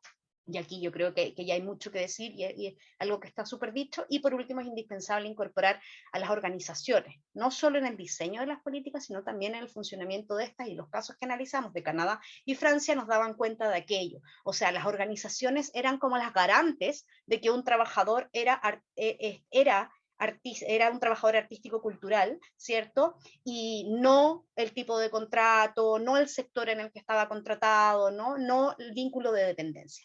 Eso, muchas gracias. Muy bien, muchas gracias, Catalina. Muchas gracias a todas y todos los ponentes por sus presentaciones. Entonces, a continuación vamos a pasar a recoger las preguntas que nos han hecho llegar, algunas preguntas, comentarios, algunas están dirigidas a algún ponente en particular y otras son de carácter general, y en consecuencia la pueden, digamos, se pueden referir a ella quien quisiera tomarla, ¿no? La primera pregunta que se plantea es la siguiente. Vamos a ir, son 1, 2, 3, 4, 5 preguntas que tenemos ahora, entonces podemos irlas resolviendo inmediatamente y posteriormente continuamos. La primera dice: ¿existe una ausencia de protocolos de seguridad en los lugares de trabajo, en teatros, colegios, centros culturales, etcétera? ¿Cómo sería la mejor manera de poder diseñar y formalizar estos protocolos para que en Chile se maneje con estándares mínimos internacionales? Esa es la primera pregunta. No sé si alguien quisiera tomar el micrófono. Yo creo, perdón, Cristian, yo ¿Las creo que ponemos todas de una? Sí. Entonces, sí. para que las vayan teniendo presente, las vamos a plantear de una vez. Entonces, existe una ausencia de protocolos. ¿Cuál sería la mejor manera de poder diseñar y formalizar estos protocolos para que en Chile se maneje con estándares mínimos internacionales? La otra pregunta, dirigida para Juan Pablo Ucert, dice: considerando que en el sector artístico-cultural el tema de la salud psicoemocional es de suma importancia, la pregunta es cómo el Instituto de Salud Laboral aborda esta dimensión en torno a la salud laboral, es decir, la salud psicoemocional.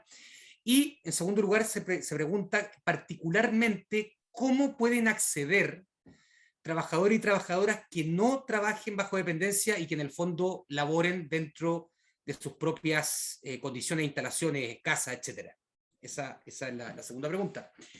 Después viene un comentario seguido por una pregunta que plantea: ¿es importante considerar un aumento de los montos de los pagos de honorarios debido al incremento del porcentaje de retención por boleta? Posteriormente la pregunta es de otra persona, es: ¿qué significa ser trabajador temporal? ¿Qué ventajas tendría con las boletas de honorario? ¿Se trabajaría también bajo el Código del Trabajo? La otra pregunta dice: si uno es responsable de un proyecto como persona natural en proyectos del Estado, es complejo utilizar Previred. ¿Cómo poder hacer más eficiente el proceso de uso del Código del Trabajo siendo artista, ya sea como responsable de un proyecto o trabajador? Y finalmente, dice: a casi 20 años de promulgarse la ley 19.889, que regula las condiciones de trabajo y contratación de trabajadores y trabajadoras de arte y espectáculo, ¿cuál es la evaluación hoy en día en términos del impacto que ha tenido para el sector y cuáles son las insuficiencias prácticas que se pueden considerar.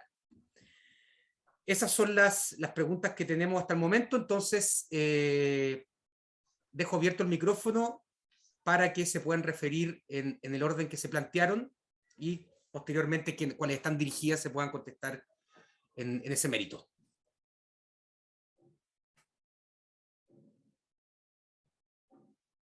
Quizás podría partir Juan Pablo, a quien se le dirige una pregunta específica, y después vamos Perfecto. los demás. Sí, gracias.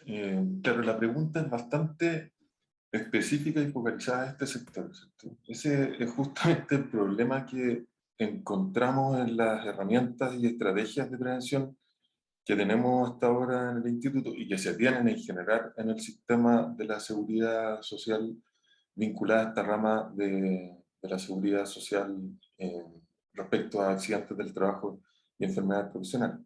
En particular, respecto a salud psicoemocional, lo que se hace en términos preventivos es que existen los protocolos de aplicación, por ejemplo, el cuestionario ISTAS 21, que es una derivación de otros cuestionarios que se han aplicado a nivel internacional y han tenido repercusión y replicabilidad en otros países, validación también a niveles nacionales respecto a sus particularidades. Sin embargo, respecto a la aplicación de esos protocolos en este sector específico, eso es algo que encuentro yo que no está desarrollado. Justamente para eso sirven investigaciones como estas, para poder ver cuáles son las especificidades de estos sectores, de las realidades de trabajadores y trabajadoras, y poder ir adaptando esos protocolos, ¿no?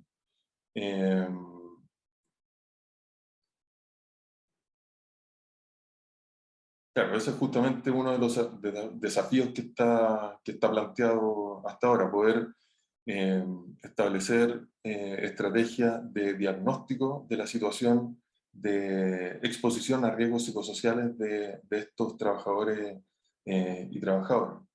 La particular respuesta es que no hay herramientas específicas hasta ahora.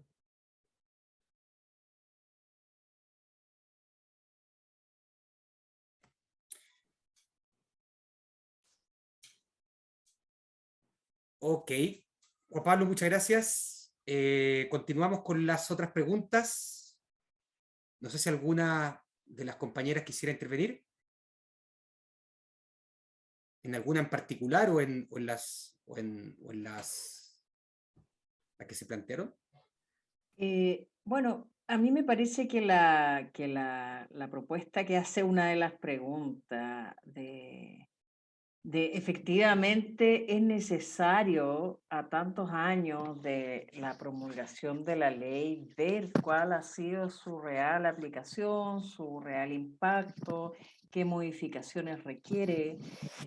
Ahí es muy interesante lo que plantea Daniela, porque efectivamente es una ley que reconoce primero al trabajador, eso es uno de los grandes méritos de la ley en su época, y reconoce la calidad reconoce que existe subordinación y dependencia, pero nos encontramos por una parte con que la mayoría de los artistas o trabajadores de la cultura en general se consideran a sí mismos independientes. Entonces, yo creo que ahí hay algo que es necesario revisar. Quizás hay actividades como por ejemplo el trabajo audiovisual que tiende a tener en sí mismo el ámbito audiovisual tiende a tener una mayor formalización. Cuando hemos visto una relación entre ámbitos más formalizados y mejores condiciones, o por lo menos más que mejores condiciones, hay una mayor claridad en los roles y eso se traduce en cierta ventaja en la relación laboral. Por ejemplo, cuando tú puedes identificar claramente a tu empleador o cuando existen más roles. No sé, por ejemplo, en la industria del libro hay distintos roles, en otros países, cuando está más desarrollada, hay roles que en Chile ni siquiera existen, pero a la medida que crecen se van especificando. En otros campos realmente no, es muy, muy difícil, lo hablábamos con Cristian en algún momento, cuando existen compañías donde es difícil que uno de ellos se asuma como el empleador. En el caso de los artesanos, por ejemplo, que más bien ponen a disposición los bienes que producen. Entonces creo que es necesario tratar de mirar el impacto de esta ley, ver cuáles son los oficios y los trabajos que se adecúan más a eso y ver qué falencias hay y necesidades para ir normando y regulando las demás condiciones del trabajador. Pienso, por ejemplo, que en la época de Frei Montalva lo que se decidió fue incorporar a los artistas dentro de la caja de empleados particulares. Y entiendo que habían varias cosas que funcionaban dentro de eso. Bueno, ha cambiado mucho el modelo, ¿no? Pero creo que es importante, muy importante revisar desde el Estado y también, como decía, insistir en esta acción transversal, un poco las preguntas que ponía Catalina en su exposición. Y no imagino que solo sea el Ministerio de las Culturas, si bien tiene una gran responsabilidad, porque además los trabajadores lo consideran su contraparte. Pero lo cierto es que a lo largo de los años no ha habido siquiera un programa que esté dirigido a ellos como sujetos de política pública, sino más bien son socios en esta idea de proveer de bienes culturales a la población.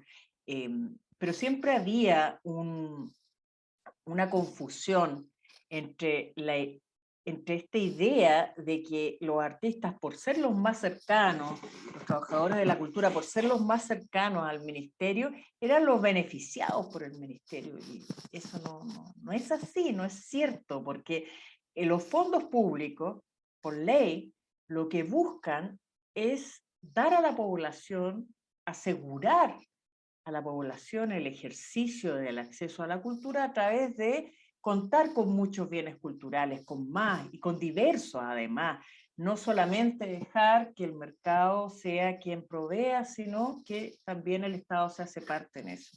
Entonces, el trabajador de la cultura es un coayudante en esa labor, es un socio en esa labor, pero nunca ha sido el beneficiario, como decías tú, Catalina, los sueldos que se perciben, que los propios trabajadores ponen, son bajísimos en los fondos, entonces siempre están subsidiando la labor. No es un beneficio, por supuesto que claro, uno se gana un fondo y dice, wow, hay algo asegurado, claro, dinamiza el sector, sí, uno no puede desconocer eso, por supuesto. Pero no significa que estén ganando, y el trabajo sumergido es muy, muy alto, muy grande. El trabajo de investigación artística, el trabajo de planificación, el que se ocupó para hacer el proyecto, bueno. Entonces, como decía, no imagino solo el Ministerio de las Culturas, que sin duda es el que tiene seguramente la responsabilidad, pero no va a ser posible si el Servicio de Impuestos Internos no se pone a pensar cómo logra dimensionar y logra capturar, mirar y recoger el impacto del trabajo económico en la cultura, y el Ministerio del Trabajo, por supuesto, y el Ministerio de Salud ante estos problemas que tienen que ver con el bienestar también de los trabajadores, y el Ministerio de Hacienda, y etcétera, etcétera, etcétera. Yo veo una acción transversal, o si no, no me parece posible. Los municipios, por ejemplo, también cumplen un rol importante en visibilizar o no al trabajador de la cultura.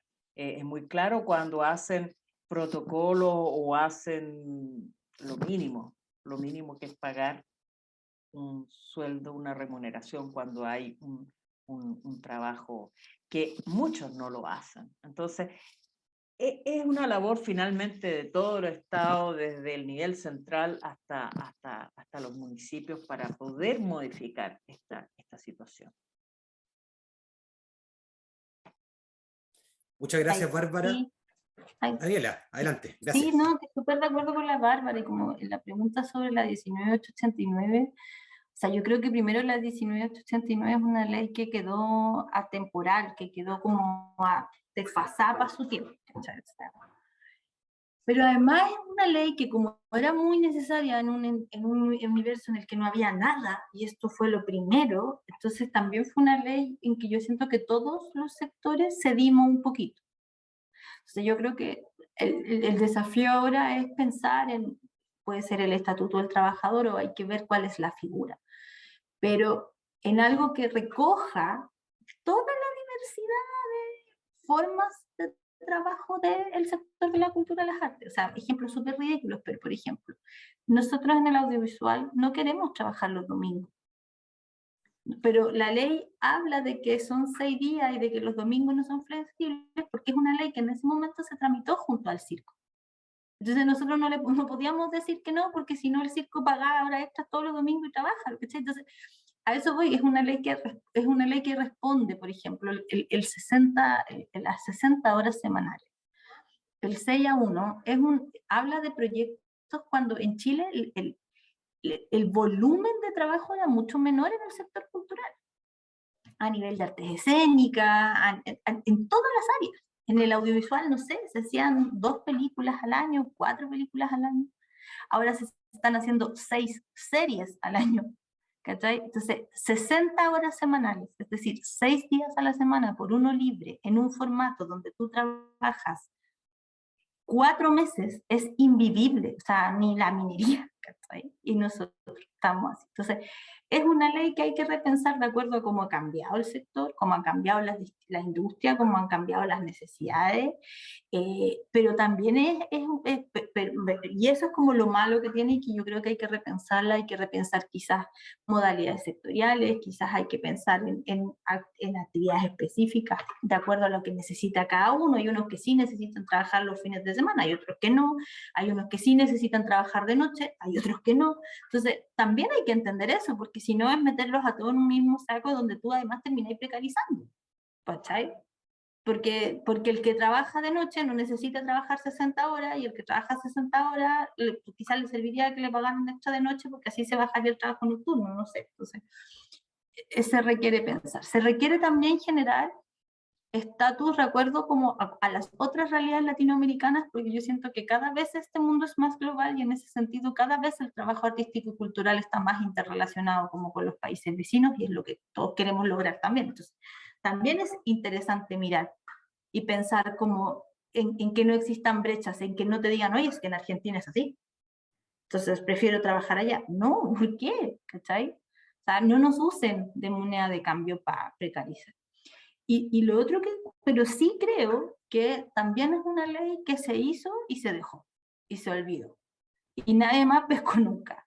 Y claro, efectivamente el audiovisual se ve más formalizado, pero yo no sé qué es primero, de verdad, yo no sé si nosotros somos más formalizados porque somos más formalizados, o estamos más formalizados porque en su momento se dio una pelea mucho más férrea desde los gremios por esa formalización. Y yo ahí, bueno, siempre me voy a sacar el sombrero, y mi respeto a Margarita Marchilla, su pelea de años por evitar la precarización del sector. Entonces, creo que también es como hay una ley, pero siempre es más fácil decir como no, es que son trabajadores independientes, cuando hay funciones en las que tú no puedes ser trabajador independiente.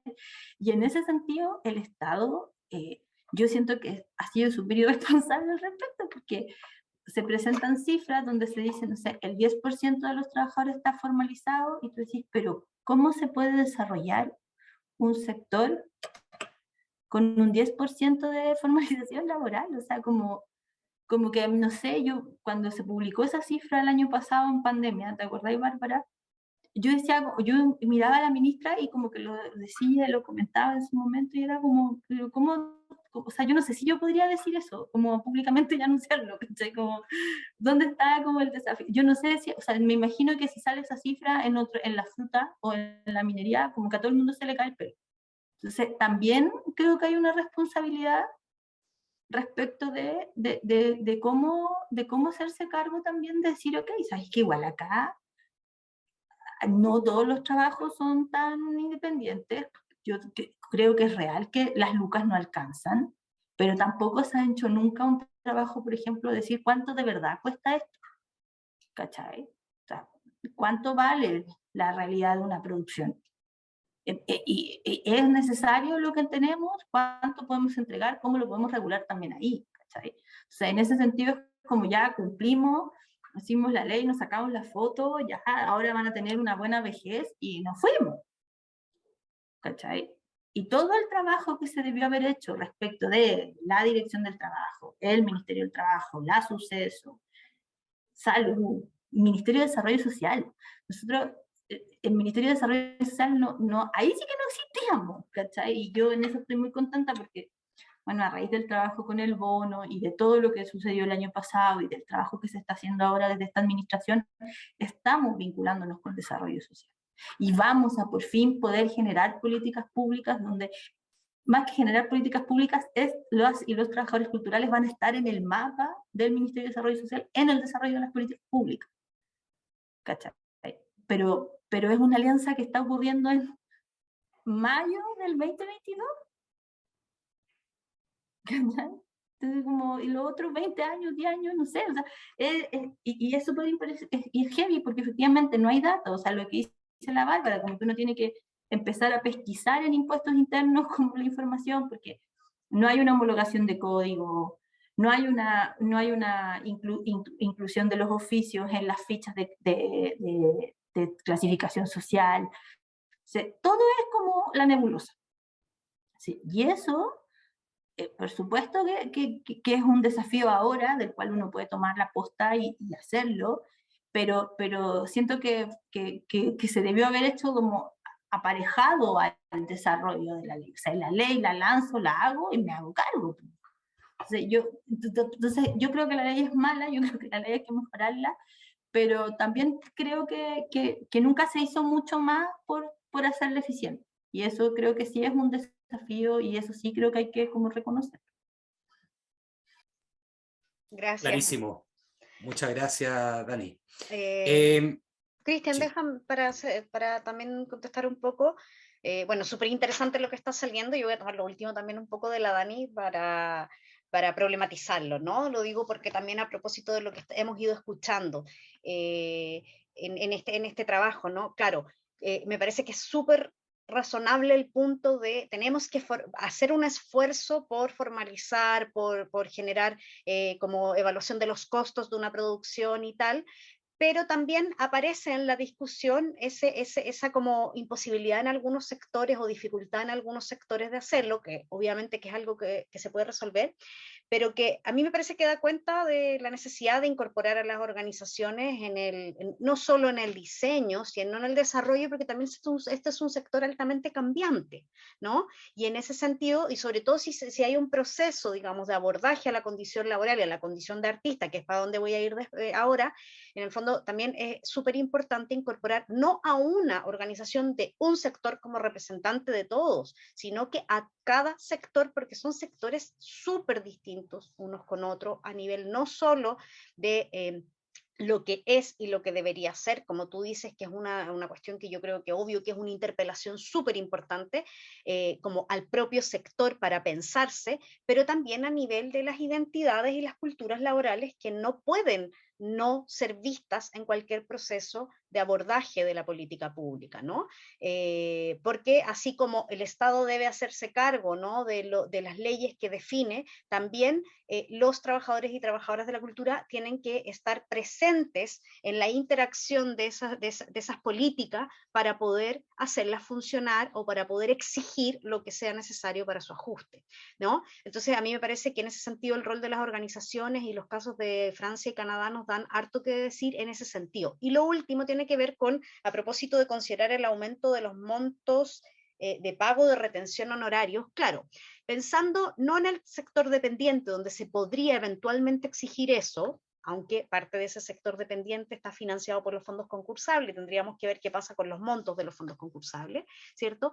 Pero cuando ese trabajo honorarios tiene que ver realmente con otras lógicas, me parece que es difícil en todos los casos aumentar los montos de pago vía honorarios. Y en ese sentido, creo que eso interpela la necesidad de definir la famosa condición de artista, más allá de solo esa ley, ¿no? O sea, ¿cómo va a abordar Chile el reconocimiento de la condición de artista? La condición de artista es una recomendación que hizo la UNESCO el año 1980, donde señala que este sector tiene características específicas y diferentes a los sectores tradicionales que hay que abordar y de las cuales el Estado se tiene que hacer cargo. O sea, no los privados, no los empleadores, no los propios artistas, el Estado, ¿no? Y en ese sentido, por ejemplo, el caso de Francia que revisamos, toma la intermitencia, hace un seguro de desempleo más basada en la lógica de reconocer la dependencia, ¿cierto? Estamos hablando de países con otros casos, con otros niveles de formalización y qué sé yo, pero de reconocer esa dependencia en el sector de espectáculos principalmente y dar una especie de subsidio de desempleo, pero me parece muy interesante el caso de Canadá, donde lo que hace, a propósito de esto, de las boletas honorarios y cómo afecta el monto de la retención, hace deducciones de impuestos, ¿no? Y esas deducciones de impuestos podrían eventualmente considerar que los trabajadores y trabajadoras de la cultura de ciertos sectores, o todo, o los que cumplen ciertos requisitos, por ejemplo, no tuvieran que pagar el mismo monto de cotización que tienen que pagar los otros sectores que están mucho más formalizados, ¿no? O eventualmente ahí incorporar también a través de las deducciones, que es lo que hace Canadá, por ejemplo, el descuento de pago de impuestos por, no sé, por la compra de materiales u otras cosas, ¿no? Si fuese pensando en el sistema más general, que yo no manejo del todo, pero específicamente respecto a la boleta de honorario, ahí yo creo que es indispensable que el Estado se haga cargo. O sea, en alguna medida o en algún tipo de trabajadores o algo, pero realmente, y esto yo creo que, bueno, esto es un largo debate para varios sectores también, el aumento del costo del impuesto asociado a la boleta de honorarios, que cubre, que da cobertura en el sistema de seguridad social, realmente es un problemón para muchos trabajadores y trabajadoras. Porque en algunos casos deberían ser cubiertos por los empleadores y no lo está haciendo, y eso es algo que también de lo que yo creo que el Estado no se ha hecho cargo, pero por otro lado hay sectores que realmente no pueden cubrir eso y que lo único que se va a producir es un desincentivo a la formalización y un aumento del trabajo a trato. Y eso yo creo que no aporta en nada. No aporta en nada porque sigue existiendo, por lo tanto, la desprotección a la que se está apelando. Entonces hay como un efecto contraproducente.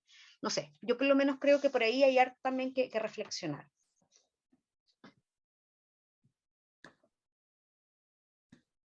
Muy bien, gracias. Le voy a plantear un comentario y una pregunta que se adicionó recientemente y finalmente vamos a dejar abierto para que quien quiera responder las que quedaron pendientes y las que se suman. Dice, bueno, una... ¿Ah? Y cerrar con eso, ¿no? Y cerrar, sí. Contestar esas preguntas también vamos cerrando. Exactamente. En particular, bueno, una pregunta más bien para conocer qué se puede hacer. Dice Rodrigo Osorio, lo felicito por el seminario, muy interesante, buenas ponencias. ¿Qué documentos o material le recomiendan revisar a un trabajador cultural que desconoce el marco legal y protección existente? Esa es la pregunta que deja Rodrigo Osorio. Y finalmente un comentario más bien. Dice, en su mayoría, Ángela Martínez, los centros culturales públicos están dirigidos por personas que no poseen los conocimientos que se requieren para que estos sean garantes de desarrollo cultural. Estos encargados se pagan un magíster y con esto disfrazan sus capacidades. Y bueno, eso más las dos preguntas anteriores que quedaron ahí un poco en el aire, para quien las quiera tomar, estaríamos ya cerrando esta última parte. No sé si quisieran tomar la palabra. Por mi parte, quiero finalizar por agradecer también la invitación a esta presentación, a este debate, a esta instancia de conversación donde se ha expuesto la realidad evidenciada también desde la propia experiencia que tienen ustedes y también desde la investigación formal y Por lo tanto, muy interesante esperar ese conocimiento generado en particular en esta investigación. Quiero destacar, bueno, desde el punto de vista institucional, que claro, los trabajadores que están en régimen de honorario o emitiendo boleta de honorario tienen acceso ahora a las prestaciones del seguro. Ahí yo dejé en el link a esa exposición acerca de los beneficios a los que tienen acceso. Y en particular también lo interesante y acerca justamente el fondo en el que por el cual ustedes están financiando la investigación, siempre está orientado siempre, este fondo de la suceso, de convocatoria, estudio en el ámbito de la seguridad y salud en el trabajo, tiene siempre el foco de que sea investigación aplicada, ¿cierto? O sea, por un lado se caracteriza una realidad específica para poder intervenir sobre ella, o para poder promover la generación de estrategias que intervengan sobre esa realidad. Entonces, por eso es muy importante establecer o esperar la caracterización del sector, pero también asociada siempre a recomendaciones, en este caso, de aplicabilidad o de transformación de lo que ustedes evidencian en estrategia, en herramientas, y siempre basada en evidencia y en datos concretos. Entonces, eso es muy destacable del esfuerzo investigativo que ustedes están haciendo. También en el link que dejé en el chat, dejo el link a la investigación que fue referida o referenciada en la exposición que presenté acerca de caracterización de trabajadores honorarios cubiertos por el Instituto de Seguridad Laboral y a la serie de documentos de trabajo, en el cual el documento de trabajo número 3 es justamente el que aborda los desafíos de inclusión de trabajadores en la cobertura del seguro, en particular para el Instituto de Seguridad Laboral, donde se abordan el tema de trabajadores honorarios, pero también el tema de trabajadores desprotegidos, es decir, que están al margen de la protección del seguro y del sistema de seguridad social en general. La informalidad en Chile aborda a más del 25% de los trabajadores, entonces ese tema en general es muy relevante. Los dejo con esos links como invitados también a revisarlo y para el equipo de investigación, pero también para el resto de la comunidad que está interesada en profundizar en estos temas. Así que muchas gracias. Gracias, Juan Pablo. Solamente el link lo dejé también ahí en los comentarios que están saliendo en la transmisión de Facebook, así que para quienes quieran consultar, ahí están. Seguimos con las palabras de cierre. Sí, yo aprovecho de dar las gracias por el espacio, de despedirme, me tengo que ir a una reunión, pero de verdad siempre es grato poder conversar de esto, poder escuchar como a Juan Pablo y aprender sobre lo que propone el ISL, con la Bárbara tantos seminarios juntas que nos queremos mucho. Y gracias por intencionar que estos temas se hablen, que estos temas se aborden. Yo siento que sobre todo nos falta mucha investigación y mucha información para poder empezar a trabajar políticas públicas eficientes y efectivas que de verdad aborden todas las problemáticas del sector con todas las diversidades, con todas las variedades y con todas las diferencias, pero también con todo lo rico y hermoso que tenemos y con el tremendo trabajo que hacemos. Y con el bien que le hacemos a la sociedad también, ¿no? No olvidar que en todos estos momentos difíciles es una canción, es un libro, es un escrito, es una peli, lo que nos permite como cambiar el switch y volver a tener un poquito de esperanza. Así que en ese sentido yo creo que es una pega súper importante y que por eso estamos trabajando como estamos trabajando para mejorar las condiciones de todas y todos. Muchas gracias. Gracias, Daniela. Bien, bueno, de lo último que dijo la Daniela es importantísimo. Yo creo que, y ahí lo ligo con el tema de la educación. Me faltó dentro de esta política transversal nombrar el Ministerio de Educación. Hoy día los lenguajes que están considerados dentro de la malla curricular son pocos, no son todos los lenguajes artísticos, y las horas y el espacio que tienen es bastante disminuido. Lo que se conoce además de nuestros creadores, el espacio que tienen como parte de nuestro patrimonio, también es bajo. Si eso no se modifica, no vamos a tener público, no vamos a tener personas que valoren el trabajo artístico. Influye muchísimo, y no en muchos años más, en 4 años más, en 10 años más vamos a tener generaciones que o lo valoran o simplemente lo desconocen. Y lo desconocen siendo que están imbuidos en ella. Nosotros vivimos imbuidos en el trabajo creativo sin tomarle el peso que tiene. Entonces, para que no se me quede eso, el Ministerio de Educación tiene un trabajo vital y ha sido siempre muy difícil la relación entre cultura y ministerio. Lo otro, efectivamente, como decía Daniela, los gremios prácticamente han configurado la política cultural nacional. Ha sido por el trabajo de los gremios que contamos con un Consejo del Libro, un Consejo de la Música, un Consejo Audiovisual.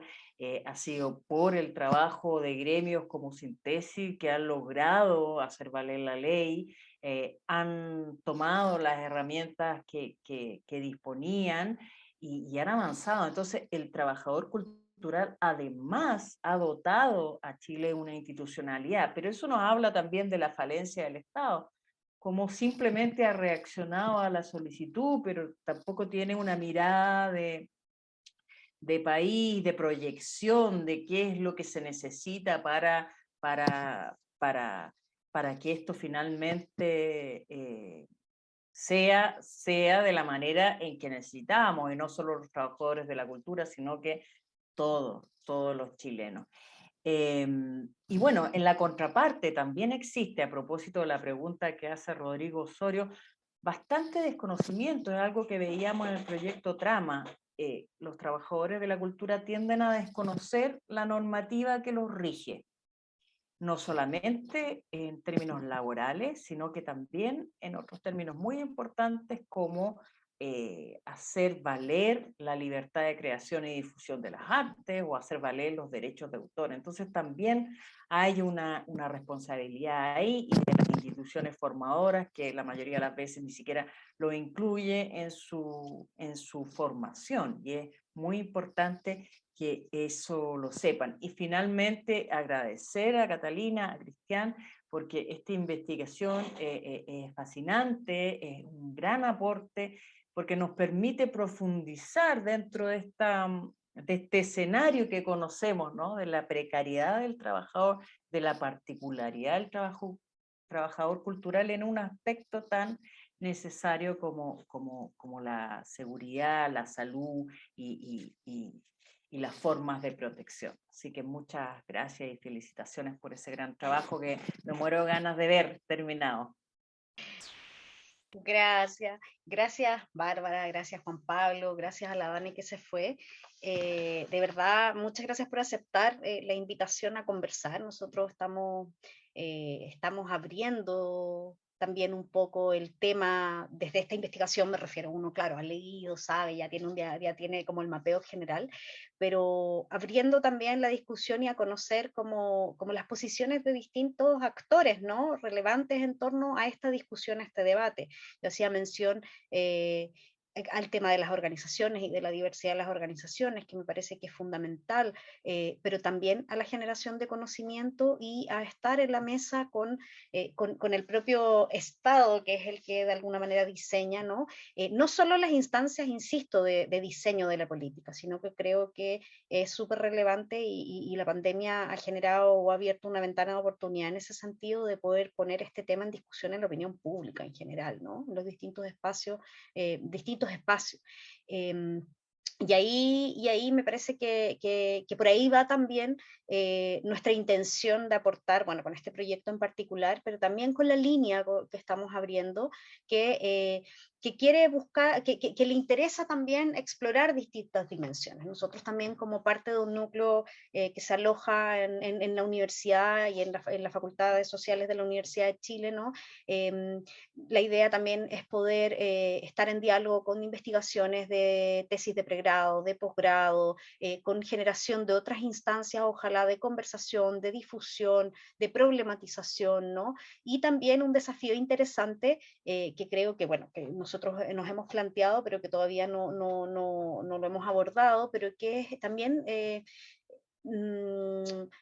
explorar formas de difusión del conocimiento que también permitan que esta información no quede solo entre nosotros, que vendríamos siendo como los que estamos más comunicados en el lenguaje de la generación de conocimiento, por decirlo de alguna manera, sino que también llegue a los propios actores, ¿no? Y a las propias actrices, como en el sentido de que podamos recoger información a partir de estas técnicas de producción de información, pero luego generar otros espacios, otras vías de comunicación, me parece que también es fundamental. O sea, movilizar el tema y aportar desde ahí quizás a esta idea del valor, como a levantar un poco este problema del valor de la cultura, con un humilde aporte aquí, ¿no? Pero obviamente con toda la humildad, con toda la honestidad y con todo el saber que uno en los caminos que emprende para poder aportar en esta situación comete aciertos y comete errores también, ¿no?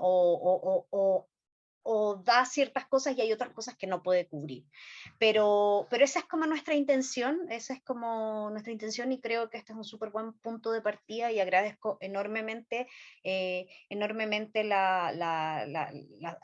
aceptar la invitación. También a propósito de la pregunta de Rodrigo, en el fondo es desde ahí de donde nosotros creemos que también se puede ayudar a la preparación. La preparación no son solo títulos, sino que también es toma de conciencia de ciertas cuestiones a partir del conocimiento que circula, ¿no? O de interiorización, vamos a decir, más que toma de conciencia, que suena un poco que suena más normativo, ¿no? Eso, entonces agradecer también al equipo que se ha entusiasmado en participar y armar este proyecto, y a Cristian, que también aceptó la invitación que le hicimos como parte del equipo, y al núcleo, y nada, esperar que haya muchas más instancias en las que nos podamos encontrar a conversar de estas cosas. Muchas gracias a todas y todos quienes están viendo esto, quienes participaron, entonces al núcleo y a los compañeros del equipo también. Y bueno, ojalá nos veamos en un próximo encuentro para seguir debatiendo. Lo dejamos entonces hasta acá, cerramos el seminario. Muchas gracias. Chao, muchas gracias. Chao, chao, gracias. Chao, chao.